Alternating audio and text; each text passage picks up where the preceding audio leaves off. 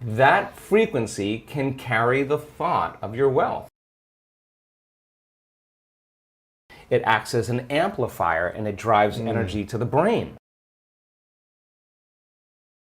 We've done thousands and thousands of measurements. We've partnered with the HeartMath Institute to teach people how to create and sustain heart coherence. How do we do it? Well, besides going to your workshop, what's the simplified version? I'm sure it takes more time than... Well, it really doesn't. It really doesn't. It just requires getting still, closing your eyes, putting your attention on your heart, changing your breath so that you move into the present moment. And when you slow your breathing down, you slow your brainwaves down. When you slow your brainwaves down, now you're accessing your autonomic nervous system. So then you train a person how to open their heart and feel an elevated emotion. And it takes a little practice. And just like a flower that takes time to bloom, it takes a little bit of time. But if you work in trading the resentment, the frustration, or the impatience for gratitude, appreciation, and thankfulness, and you keep at it, there'll come a moment where that system switches on, and now you're feeling grateful for no reason at all. Now, that's not a bad thing, because gratitude, the emotional signature of gratitude, means something's happening to you. Something has happened to you. You're receiving something, or you just received something. So your body then, when you're feeling gratitude, is in the perfect state of receiving. So then that means then you'll accept, believe, and surrender to the thoughts equal to the emotional state of gratitude. If you're living in resentment, you're living in fear, you're living in impatience, you could say, I'm healthy, I'm healthy, I'm healthy, I'm wealthy, I'm wealthy, and with all you want, and that thought's going to stop right at the brainstem and never make its way to the body, because the body's not feeling, or because why? Because you're feeling resentment, and that thought that thought is not consistent with the emotion of resentment. Resentment has a different set of thoughts, right? In other words, once you start opening your heart, it begins to move into coherence. It begins to produce a measurable magnetic field up to 3 meters wide. Now that's frequency, that's energy. And all that energy, that frequency, carries information, carries an intent. So then when you're feeling gratitude and your heart is open, you're broadcasting energy into the field. Now, frequency. A frequency. You lay the intent of the thought of your health or your wealth. That frequency can carry the thought of your wealth. It can carry the thought of your health. If you're suffering, suffering does not carry, that energy does not carry the thought of your wealth. It carries a different set of thoughts. So then we're teaching people how to self-regulate, because if you're going to believe in that future that you're imagining with all of your heart, it better be open and activated. Right. And you better know how to self-regulate. And you have to know the moment you disconnect from the energy of your future because of some circumstance in your life and you lose that feeling, if you're practicing it on a daily basis with your eyes closed, then the next level is to be able to open your eyes and do it right in the moment and be able to self-regulate and change the frustration from some experience in your life back to the energy of your future. Now, that requires great awareness and great effort. But if you have a community of people that are practicing this on a daily basis and they're connected to their future, because that's where their mind is, they begin to want the future more than the emotions of the past. So we've done enough measurements now, Louis, to know that we can teach people how to do that, and we have evidence that people can sustain it for 45 minutes to an hour. It's a skill now. They know that they know how to do it. So now they have brain coherence and heart coherence. Well, once the heart begins to become orderly and coherent, it acts as an amplifier and it drives energy to the brain. So now the brain is getting more energy once the heart is open, and then you're thinking a different set of thoughts. And those thoughts produce different chemicals for you to feel more of that. And here comes nitric oxide from oxytocin, and then all of a sudden your heart literally starts to swell. It literally begins to open up, and there's more energy going there, and now you're coming from a different level of mind. Right. When you have coherence in the brain and heart, you have a laser of energy, and it could read information much better. You're living in stress, and your brain is shifting its attention from one person to another problem, to another thing, to another place to go. Each one of those things, there's an assignment of neurological networks in the brain. So the arousal of the stress hormones drives the brain into this high frequency, and you're trying to control and predict everything in your life, and your brain circuits are firing like a lightning storm in the clouds. When your brain's incoherent, you're incoherent, and you don't have a signal. You don't have a Wi-Fi signal. You're not connected to the field. How could you connect to energy and information if your signal hasn't become orderly? So that when people synchronize their energy into coherence, they can synchronize to a possibility in the future, and the synchronicities that are feedback from the environment are just a reflection of your energy. And that's the universe saying, follow the breadcrumbs, do it again, follow it again, do it again. And now all of a sudden the person's not waking up in the morning like, oh, I gotta meditate now to create my future. They're kind of going like, I'm getting out of bed because I don't want the magic to end, right? They want to sustain that state so that the old reality that they've lived in begins to transform into something new, and because there's no longer a vibrational match with everyone and everything in their past, present reality, there's a vibrational match to their future, and now their future is starting to give them signals. What's more powerful than our thoughts or our emotions? And do our emotions change our thoughts, or do our thoughts change our emotions? Yeah, the answer is yes. The answer is both. I mean, thoughts to me produce an electrical charge in the quantum field, and feelings produce a magnetic charge in the quantum field. And how you think and how you feel broadcasts an electromagnetic signature that influences every single atom in your life. The thought sends the signal out. Now think about this. And the feeling draws the event back. So you could have the intent that you want wealth, you want health, you want success. That's your intent, that's your thought. But if you're waiting for the experience to happen to feel it, then you're not drawing the experience to you because you're not feeling the emotion, right?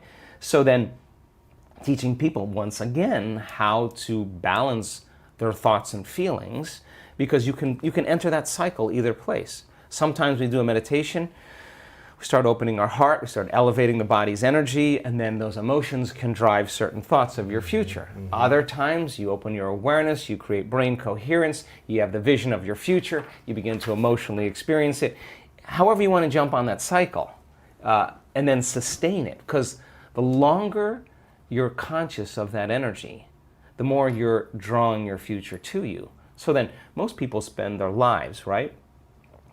We live in this realm called space-time, three-dimensional reality, and you move your body through space in three-dimensional reality, it takes time. Yeah. So everything, all your goals, all your dreams, all your visions, you're gonna have to get your body up and drag it through space every day to pay off that, that home that's in your future, right? Right.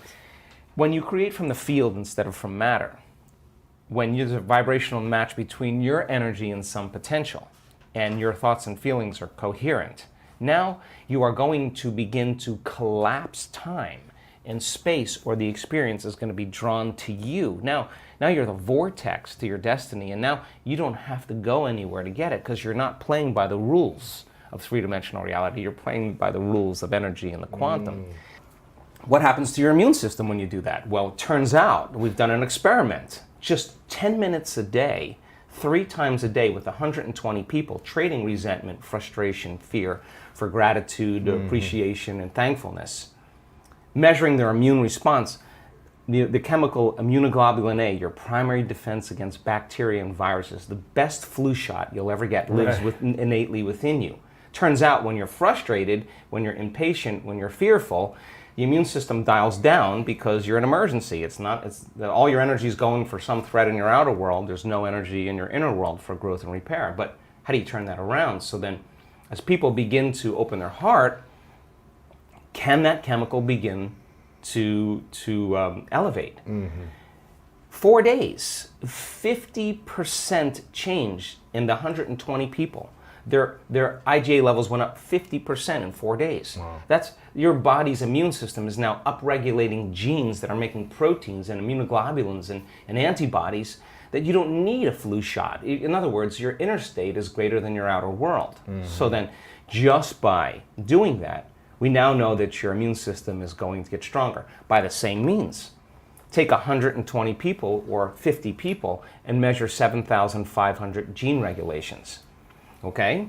In 4 days, 2 genes that suppress cancer growth and tumors are activated and upregulated. The genes that stimulate stem cells to go to damaged tissues and repair them, upregulated. The gene for oxidative balance is upregulated. Anti-cancer, anti-aging, anti-heart disease, anti-stroke, anti-neurodegenerative, anti-inflammatory, antimicrobial. Just your body's naturally doing this. The gene for neurogenesis, the growth of new neurons in response to novel experiences and learning. This is 4 days. The gene switches on. The gene for more balance in the pituitary and the pancreas, the gene for the microtubules of the cells, the little fibers that respond to energy and frequency. Right. So in 4 days, we now know that you can change your genetic destiny if you just practice the inner work. We have research to show that 60 days of meditation, 5 days a week, will lengthen your life. The telomeres, the little shoestrings on the end of your DNA, get longer. That means your biological age is changing. So we have the evidence now to show people what's possible. We have brain scans that are so outside of normal that when neuroscientists see them, they're blown away, because the amount of energy that's in the brain during this transcendental moment is hundreds of times outside of normal. Wow. I mean, you can't make your brain do that. Something is happening to you, and that person's having a transcendental moment. And we now know that we can predict it, and we now know that we can induce it. So then there's the evidence there. Then you take our community and you see people with stage 4 cancer, with Parkinson's disease, with myasthenia gravis, with lupus, with MS, with brain injuries, with rare genetic disorders, with vertigo, tinnitus, kidney failure, all kinds of health conditions, come to a week-long event, and then at the end of that event, they make significant strides in getting beyond the emotions of the past. Now think about this. The science says that the environment signals the gene. That's epigenetics. The end product of an experience in the environment is an emotion. So as long as you're living by the same emotion every single day, you're signaling the same gene in the same way. And if that gene is related to a survival emotion, a stress hormone, then you're down-regulating the gene and you're creating disease. So when the person trades that emotion and really breaks free from the chains of their past, and now they're feeling an elevated emotion, well, now they're dialing down the gene for MS, and they're upregulating the gene for health and balance. And so the person, well, you'll say to them, where's the disease? Well, I'm not the same person. I'm not this. And the side effect of that is a transformation and healing. So the funny thing about it is the person who has the healing is not talking about the healing. Whether it's blind people seeing, deaf people hearing, we have crazy evidence now. What they're talking about is how amazing they feel, because they're refreshed, they got a new lease on life. Yeah. And so now we have evidence in our research, and that silences the critic to show that what's possible for people. And now we have evidence and testimony, that we have evidence where people will stand on the stage and say, hey, I broke my back in 3 places. I haven't been able to stand up straight. I came into this event hunched over. I couldn't lay down. And now this guy's jumping around on the stage. He's laying on his back. He's touching his toes. He's you can tell. I mean, he's having his moment. We changed somebody. Yeah. Someone with Parkinson's disease can't swallow, can't chew, can't blow her nose, can't stand up. One moment, the next thing you know, she's blowing her nose, chewing, swallowing. We changed her body, we changed her life, and we changed her future. And she doesn't look like a movie star, and she doesn't look like she's a vegetarian, and she doesn't look like she's buffed. She just looks like a normal person.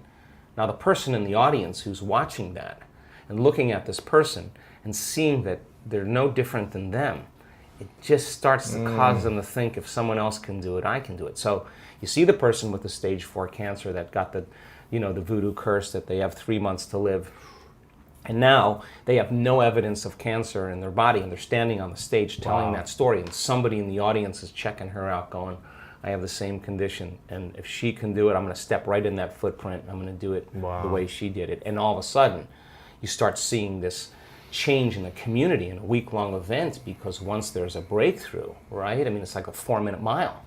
It's in the field, you know? But it's not only in the field, you're seeing evidence in 3-dimensional reality, and evidence is the loudest voice right now.